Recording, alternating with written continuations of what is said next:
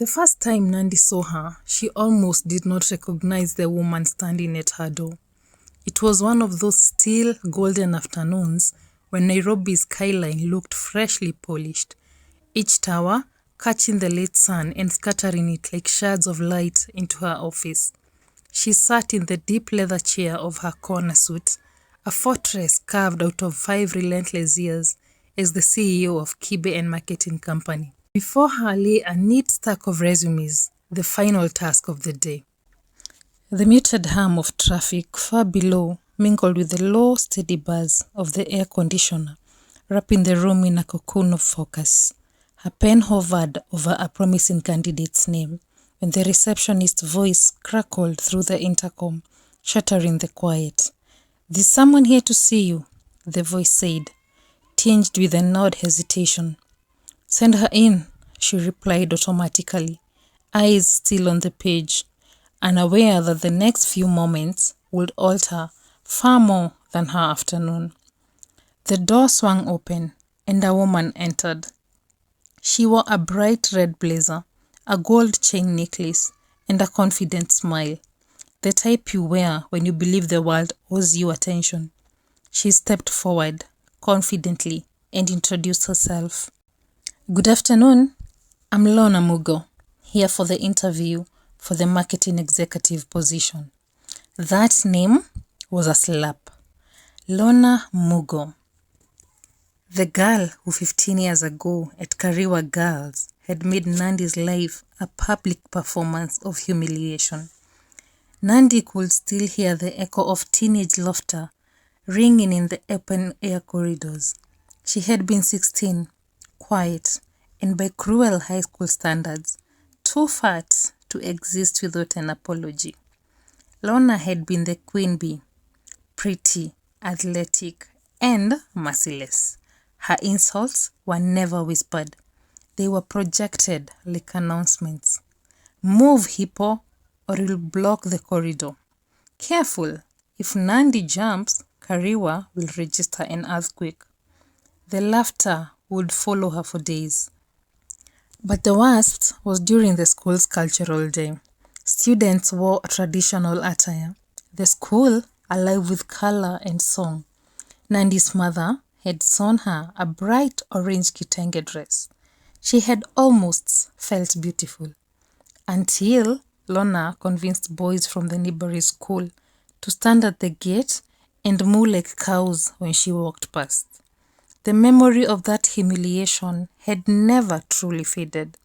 It clung to her like the faint ache of an old scar. She could still smell the faint disinfectant of the tiled bathroom, feel the cold metal latch under her trembling fingers as she shut herself inside the last stall. Her knees had nearly given way, and she'd pressed her back against the door, biting the side of her fist to choke back the sobs. She remembered the hot salt of her tears, the way her breath came in uneven gasps, the ringing in her ears that drowned out every sound except the pounding of her own heart. It was not just embarrassment. It was the crushing knowledge that in that moment she was powerless, small, and utterly exposed.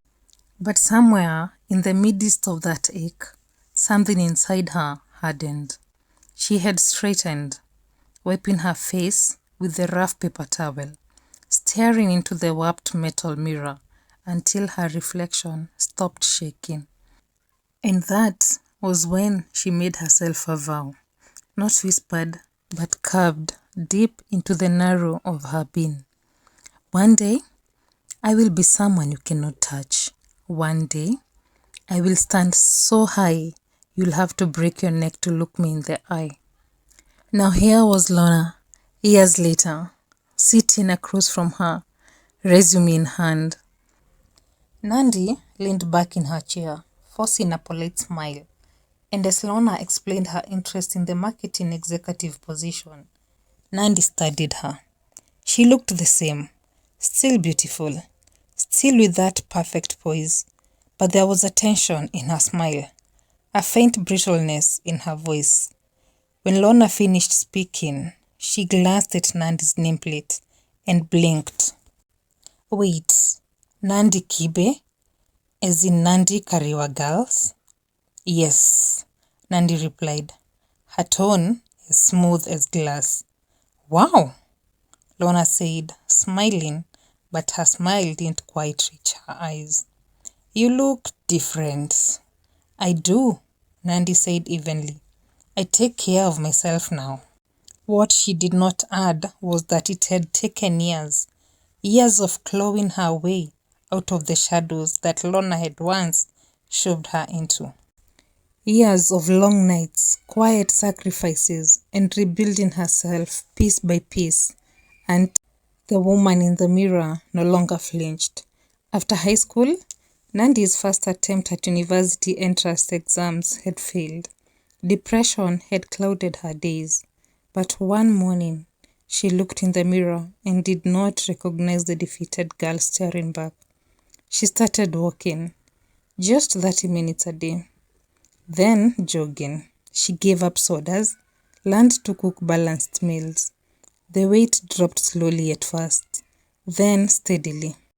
She joined a tiny gym above a supermarket, where at first she could barely lift a 5 kg dumbbell without shaking. She also fed her mind, night classes in business administration, a diploma, then a degree. She worked as a cashier, then a sales assistant, then in a small ad agency where she learned everything about branding. By 29, she had transformed, physically and mentally. The round cheeks were now defined, her voice carried authority, and she had founded her own marketing firm with one small client that snowballed into a portfolio of corporate giants. Instead of rejecting Lorna outright, Nandi decided to play it professionally, but with a twist. I'm giving shortlisted applicants a challenge, Nandi said, her voice calm, deliberate, and leaving no room for negotiation. You'll have 48 hours to prepare a pitch for one of our most demanding clients. We'll be judging creativity, depth of research, and how well you command the room during your presentation. Lorna leaned back, slightly, her chin tilting with casual defiance, the corners of her mouth curved, not into a warm smile, but something deeper, almost taunting. 48 hours, she said, as if the deadline was a gift. No problem. But Nandi caught the flicker in her eyes, the kind that betrayed someone already imagining their victory. She only gave a polite nod, concealing the thought that crossed her mind. We'll see. That night, Nandi went home restless. Memories she thought she had buried rose to the surface. The time Lorna stuck a wide load sticker on her back before an assembly. The day Lorna snatched her lunch in the dining hall, loudly declaring she was doing Nandi a favor. She almost regretted not dismissing her immediately, but something in her wanted to see what Lorna would do when the power dynamic was reversed. Exactly 48 hours later, Lorna arrived, precisely on time, as though she had been counting the minutes.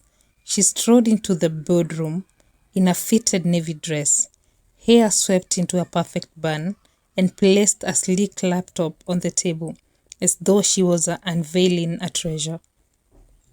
Her slides flowed seamlessly, her voice steady and confident. She had the pacing, the charm, the polish of someone who had done this 100 times, and yet something in the air didn't sit right. Nandi watched her closely, catching the subtle stiffness in her gestures, the way her eyes darted back to her notes a bit too often. The numbers were impressive, but too perfect, like they had been plucked from somewhere else. The story was compelling, but it lacked that sparkle of struggle and discovery that came from digging into the work yourself. By the time Lorna finished, the room applauded politely. Nandi smiled, but it was the kind of smile that masked 1,000 quiet questions. Nandi kept her face calm as she thanked Lorna for the presentation and ended the meeting. She did not let her voice or expression show what she was thinking. But once she was alone in her office, she opened her laptop, copied the text from Lorna's speech, and ran it through a plagiarism checker. The result was clear and hard to ignore. Big parts of it had been copied, word for word, from an old blog post. The examples, the jokes, even the way the sentences were put together, they were not hers. Nandi's curiosity grew. She decided to find out more. A quick online search and a few phone calls to people in the industry told her the rest of the story. Lorna's events business had shut down after she was sued for breaking a contract. There were stories about unpaid suppliers, missing payments, and angry clients.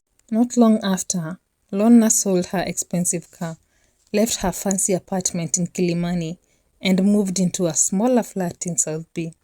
The bright Instagram photos and boss lady quotes had stopped. She had simply gone quiet. Nandi closed her laptop. She did not feel happy about it, and she did not feel sorry either. It just felt unexpected. Life had its own way of keeping score, and one day it always came to collect. Then Nandi asked the receptionist to send only Lorna into her office. Close the door, she said, not looking up from the file on her desk. When she finally did, she walked slowly to the wide window. The city spread out beneath her, like a map she now owned. Tell me, Lorna, she began, her tone even but sharp around the edges. Do you remember Form 2? During Cultural Day? Lorna hesitated, her fingers tightening on the strap of her handbag.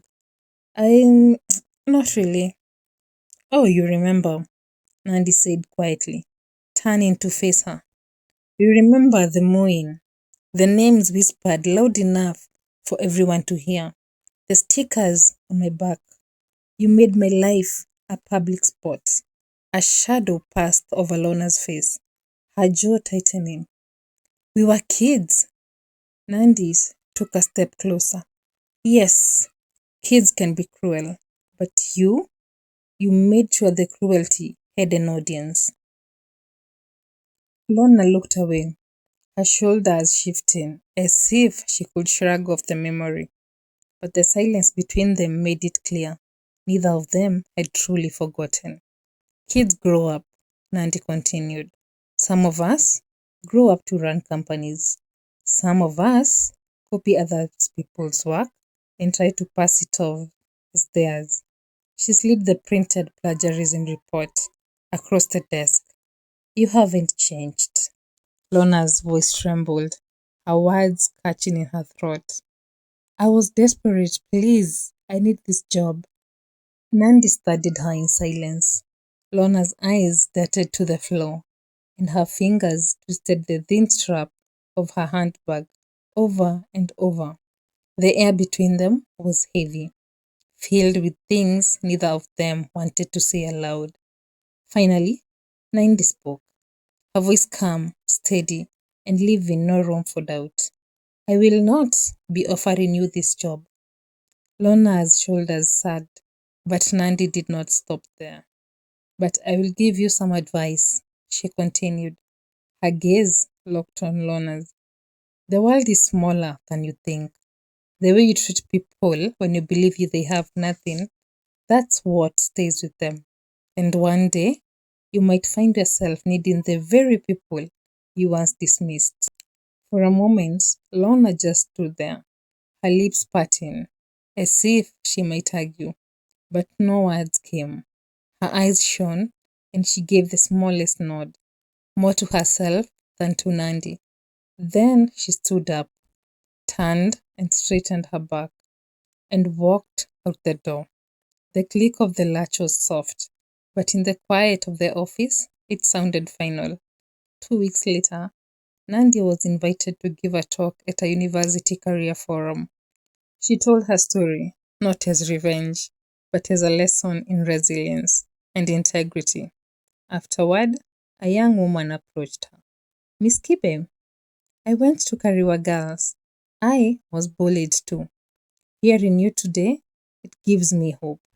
Nandi smiled. Don't waste energy on chasing revenge. Become so good they can't ignore you. That's the best reply. As she stepped into the Nairobi sun, she realized she had truly won.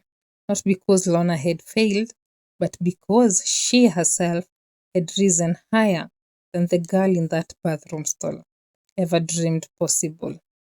Thank you so much for watching. Please support this channel by hitting the like, share, and subscribe button for more stories.